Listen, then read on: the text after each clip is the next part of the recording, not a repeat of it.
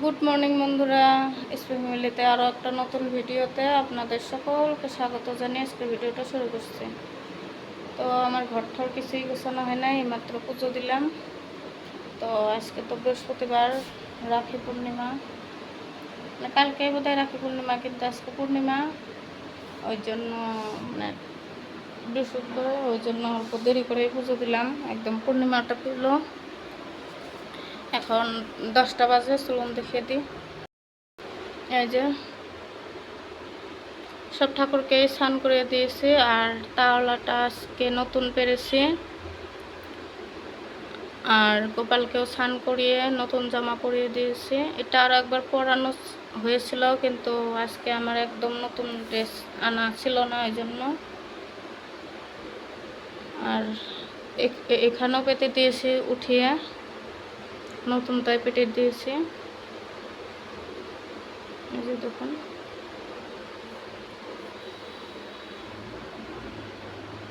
তো প্রসাদগুলো তুলে নেব, তুলে মানে বাচ্চাদের জন্য রেখে দেবো প্রসাদ, আর হাজব্যান্ডকে দিয়ে তারপর বাসন টাসন ধুয়ে একদম রেখে দেবো। চলুন সারাদিন সঙ্গে থাকুন, আশা করছি ভালোই লাগবে। বাচ্চারা খেয়ে দিয়ে স্কুল চলে গেছে, তো আমরা খাবো দুজন এখন। তো দুজনের জন্যই এখন চা বানিয়ে নেব। তো কালকের দুধ বেঁচে গেছিলো, ওই দুধটা দিয়ে আজকে চা বানাবো। আর এখানে জল গরম করে বসিয়ে দিয়েছি, ওই জল দিয়ে মধু দিয়ে জল খাবো। তো এই যে চাটা প্রায় হয়েও গেছে, আর চাটা বানিয়ে তারপরে মনে পড়েছে যে চার ভিতরে চিনি দিই। তো হাজব্যান্ডকে বলছিলাম যে চিনি এনে দাও, আমার আর খেয়াল নাই যে দিছে না নাই। তো আবারও চাটা ঢেলে আবার গ্যাসের উপর অল্প জাল দিয়ে তারপরে নামিয়ে নেব। এমনটা হয়ই না আমার, মানে ভুলে যাওয়া। আজকে বা কী হলো, মানে চিনি দিতেই ভুলে গেছি, ভাগ্যিস খাই নাই। তো অল্প সেকে দেখেছিলাম, তো তারপরে চাটা ঢেলে তো বিস্কুট দেখাবো, টস বিস্কুট দেখাবো, আর হাজব্যান্ডেরটা দিয়ে আসবো। তো বন্ধুরা, এখানে ভাত বসিয়ে দিয়েছি, আর এখানে ডাল। তো আরও বা কী বানাবো পরে শেয়ার করব। তো এখন সবজি টবজি মানে আমি আগেই কেটে নিই না, তো রান্না করি আর সবজি কাটি, নাহলে আমার কাছে এগোয় না। তো লবণ দিয়ে দিয়েছি, তো ডালটা হতে থাক। আর এখানে আমার জন্য চা নিয়েছি, তো তাড়াতাড়ি রান্না করে মেয়েকে আনতে যেতে হবে, মেয়ে স্কুল চলে গেছে।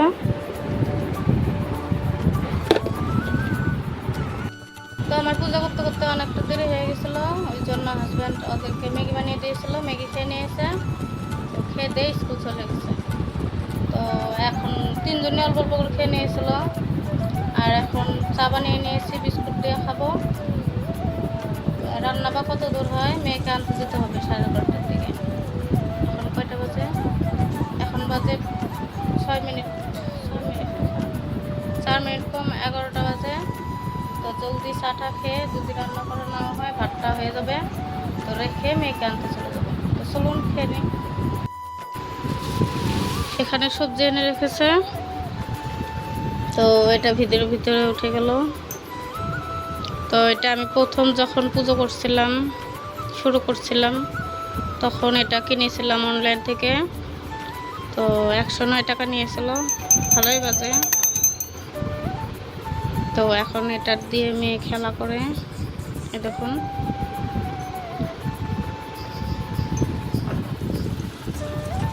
তো দেখুন কি কি সবজি এনেছে, এখানে ফল এনেছে,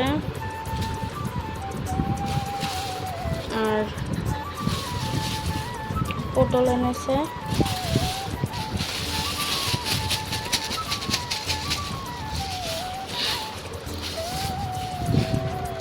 এই যে। তো বললো কাঁকরোল এনেছে, দেখি তো কাঁকরোল আনছে না নাই। তো এই যে দেখুন, এনে দোকানের ভিতরে রেখে দিয়েছিল।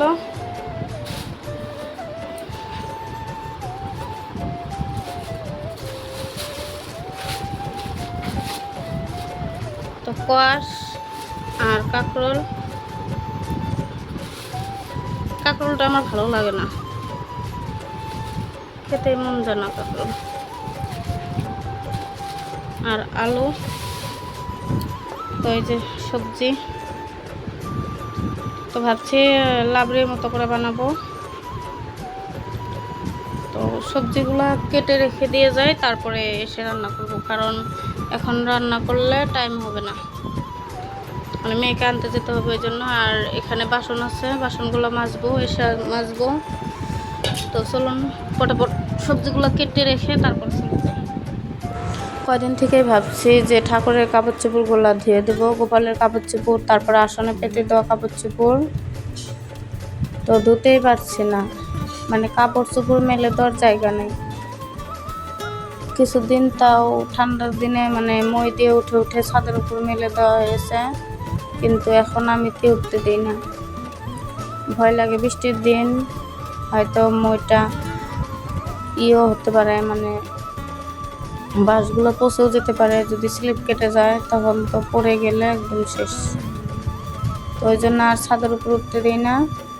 আর কাপড় চোপড় রোজ দিনই তো 2 বালতি 3 বালতি ধুতে হয়, সকালে 1 বালতি, তারপরে দুপুরবেলা 1 বালতি, তো মাঝে মাঝে সন্ধ্যাবেলাও ধুতে হয়। তো 2-3 বার করে ধুয়ে দিলে অতটা জায়গা লাগে না। সকালে যেগুলো ধুয়ে দিই স্কুল থেকে মেয়েকে আনতে আনতে, ওগুলো আমার শুকিয়ে যায়। তারপরে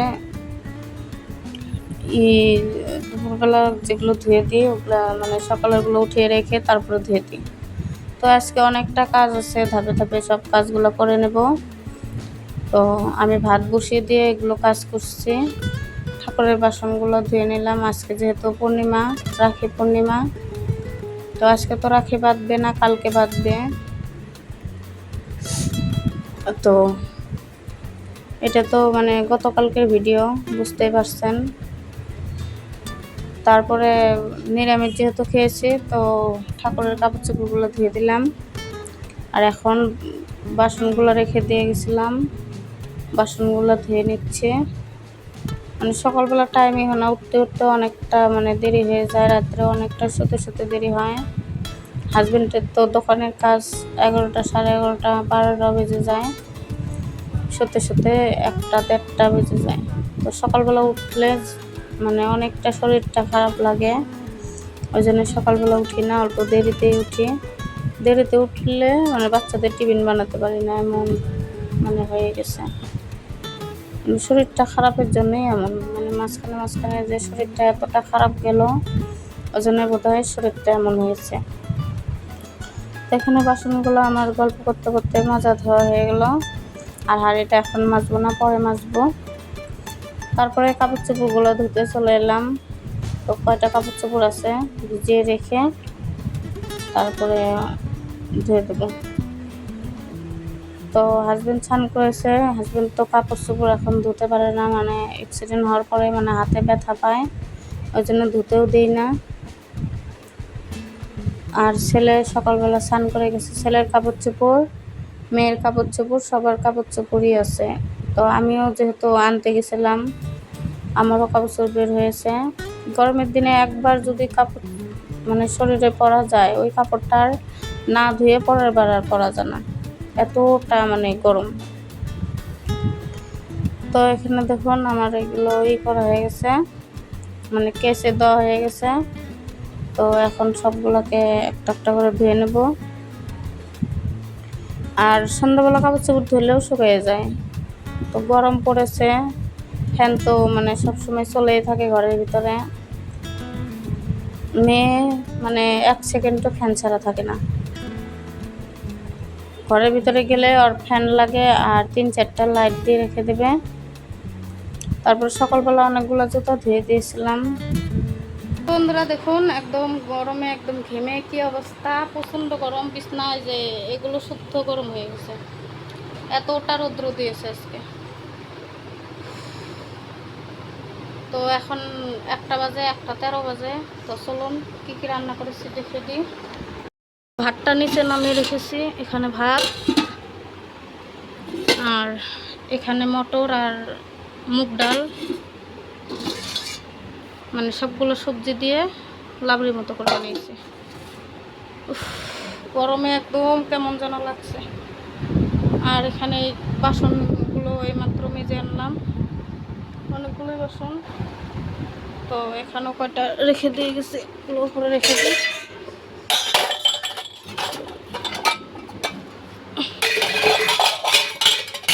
গ্যাস মোছা হয় নাই, তো খেয়ে দিয়ে তারপর গ্যাস মুছবো। তো চলুন খাওয়া দাওয়া করে নিই, খাওয়া দাওয়া করে তারপর আসছি। তারপরে একদম সন্ধ্যাবেলা চলে এসেছি, সন্ধ্যা বাতি ঠাতি দিয়ে ঠাকুরের কাপড় চোপড়গুলো এখন গুছিয়ে নেব। তো অনেকগুলো কাপড় চোপড় হলে এটাই জ্বালা যে অনেকগুলো একসাথে ধুতে হয়, আবার গুছাতে হয়। আর দিন দিন একটা দুটো করে ধুলে মানে ওই চাপটা পড়ে না। তো আমি রোজ দিনই গোপালকে স্নান না করালেও আমি কাপড় চোপড় পাল্টিয়ে দিই, ওই জন্য রোজ দিনই ধোয়া সম্ভব না। আর রোজ দিনই বিকালবেলা আবার কাপড় চোপড় ছেড়ে কাপড় চোপড় ঠাকুরের কাপড় চোপড় উঠানো মানে দিকদারি লাগে। ওই জন্য আমি অনেকগুলো কাপড় চোপড় একসাথে পরিয়ে তারপরে ধুয়ে দিই। আর এখন আমার এগুলো গোছ করা হয়ে গেছে, তো এখন এগুলো গুছিয়ে রেখে দেবো। ঘরটাও গুছাবো। ঘরটা আজকে সারাদিন ঘরের ভিতরে আসতে পারিনি, এতটা গরম ঘরের ভিতরে মানে ভাবাই যায় না। কালকের কাপড় চোপড় হয়েছিল বিকেলবেলার, আর ওই দিনকে যেহেতু ঝুলনের মেলা দিয়েছিলাম, তো অনেকগুলো কাপড় চোপড় আছে, সবগুলো কাপড় চোপড় গুছিয়ে তো জায়গায় রেখে দিচ্ছি। আমার সকালবেলা অনেক কাজ থাকে, সকালবেলা ঘুমের থেকে উঠেই যদি মানে আমি ভিডিও শ্যুট করি, আমার সকালবেলা 10টার আগে আমার একটা ব্লগ হয়তো হয়ে যাবে। কিন্তু আমি স্নান করার আগে ভিডিও করলে মানে কেমন যেন লাগে, শরীরটা ফ্রেশ ফ্রেশ লাগে না। তো যেহেতু আবার সকালবেলা স্নান টান করে পুজো টুজো দেওয়া, তো সকালবেলার কাজ আমি একদম শেয়ার করতে পারি না। তো আমি সকালবেলা পুজো টুজো দেওয়ার পরে আমি ভিডিও অন করি, মানে মোবাইলটা অন করে তারপর ভিডিও করি। তো এখানে দেখুন আমি যে কাজটাই করব আমার মেয়ে বসে বসে থাকবে আমি কি করছি। তো সবগুলা কাপড় মানে জায়গায় রেখে দিলাম।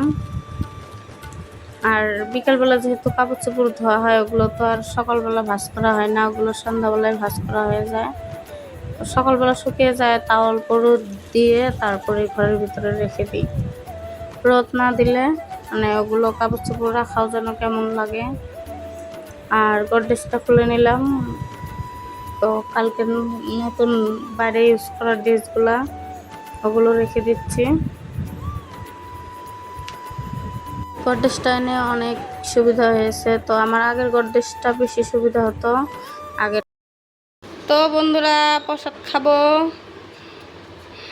নারায়ণ পূজার প্রসাদ না? Yes, Mom. নারায়ণ পূজার প্রসাদ, তো খিচুড়ি Yes, প্রসাদ। Mom. তো এখন খাবো, ঘর গোছানো খেয়ে নি। বন্ধুরা দেখুন আমার ঘর দর গোছানো হয়ে গেছে। তো মেয়ের আর তস হয়েছে না, মেয়ে বিছনাতে উঠবে, ওই জন্য মানে যতক্ষণ বিছনাটা এলোমেলো থাকবে ততক্ষণ উঠবে না। যখনই গোছ দেখবে না, গোছানো দেখবে, তখনই ওর বিছনার দিকে উঠতে লাগবে। এখানে বিছনাটা গুছিয়ে নিয়েছি, এখানে ড্রেসিংটাও অল্প গুছিয়ে নিয়েছি। আর ওইটাতে তো মানে কাপড়ে মারা ক্লিপ আছে, তো ওটা ওখানটায় রেখে দিয়েছি। আর এখানে কাপড় চোপড়গুলোও ভাঁজ করে নেওয়া হয়ে গেছে। আর এটাতে জল আছে, অল্প পরে মানে রান্নাঘরে নিয়ে যাব। আর এই চালটা তো কয়েকদিন ধরে এনেছে, তো এটা চালটার চাটনি বানাইতে বলছিল, তো আমার টাইমই হচ্ছে না। আর ওখানটা তো মেয়ের টাকা রাখা ইটা থাকে। আর এখানে সেলাই মেশিন, তো আমি এক্ষুনি বসবো। দুটা প্যান্ট আছে, মানে প্লাজো প্যান্ট আছে, এই দুটো সেলাই করব। আর ছেলের ব্যাগটা এখানটায় রেখেছি। তো যা বলছিলাম, তো এই গডরেজটা অনেকটাই সুবিধা হতো। ওটাতে 3 পাল্লা ছিল, তো নিচে কম্বল চম্বল এগুলো রাখা যেত। কিন্তু এটা ছোট, কিন্তু তাও আমার অনেক সুবিধা হয়েছে। তো গডরেজটা যখন ছিল না তখন আমার এতটা অসুবিধা হয়েছিল, মানে কাপড় চোপড় রাখা একদম বলার মতো না। তো এখন আর মানে জিনিস টিনিস কিনবো না ঘরে টাইস টাইস লাগিয়ে রং করে তারপরে ঘরে জিনিস কিনবো। আর এখানে আমি 2টা প্লাজো প্যান্ট এনেছিলাম, ওই 2টা প্লাজো প্যান্টই এখন সেলাই করব। 2টো করব না, একটা করব। তো বন্ধুরা, আমার ভিডিওটি যদি আপনাদের কাছে একটু ভালো লেগে থাকে তাহলে প্লিজ একটা লাইক করে দেবেন আর কমেন্টে বলবেন, আর আমার পাশে থাকবেন, আর চ্যানেলটাকে সাবস্ক্রাইব করে আমার পাশে থাকবেন। তো এই যে দেখুন আমার ইটা সেলাই করছি, তো 2টা করব না, একটাই করব। আর ঠাকুরের কাপড় এনেছি কিন্তু সেলাই করা হচ্ছে না, মানে কাপড় বানানোই হচ্ছে না। জন্মাষ্টমী তো এসেই গেল, তো বানাবো, শরীরটা আবার একটু ঠিক হলে তারপরে বানাবো। তো বন্ধুরা চলুন আজকের মতো ভিডিওটা এখানেই শেষ করছি। সবাই ভালো থাকবেন, সুস্থ থাকবেন। দেখা হচ্ছে আর একটা নেক্সট ভিডিওতে।